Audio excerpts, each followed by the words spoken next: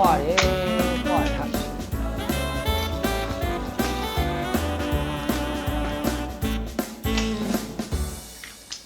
ဖေဖေအဲ့တယောက်ထဲပါလေလို့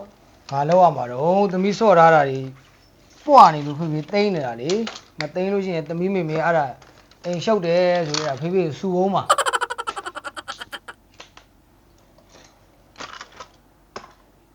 ဖေဖေကိုကြည့်နေတနာလိုက်တော့ ဘာလို့တနာတာသမီး ဘာလို့တနာမှလဲဖေဖေကမမေစူပါလဲခန်းမမေရိုက်တာလဲခန်းနောက်ပြီးတော့အိမ်တန်ရှင်းလဲလို့ရနောက်ပြီးတော့ဝေးဆိုတာတမီးဆော့တာဟာလဲတိတ်အဲ့ဒါကြောင့်မို့ဖေဖေကိုတမီးကြည့်ပြီးတော့တနာလာ ဩသမီးရဲ့သမီးမေမေကိုဖေဖေကကြောက်တယ်များထင်းနေသလား ဖေဖေကမမေမကြောက် မကြောက်ပါဘူးဒါသမီးခဏဆော့ဖေဖေပြ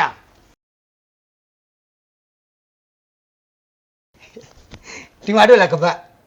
ဘာလဲအခက်ဖေကဖေဖေကမမေကိုရိုက်မို့လား မဟုတ်ပါဘူးသမီးရဲ့သမီးမေမေကစိတ်တူလို့ရှိရင်ဒီကပတ်နဲ့ဖေဖေကိုရိုက်တော့အားကြီးလို့ဖေဖေကဖွက်ထားတာ ဟေ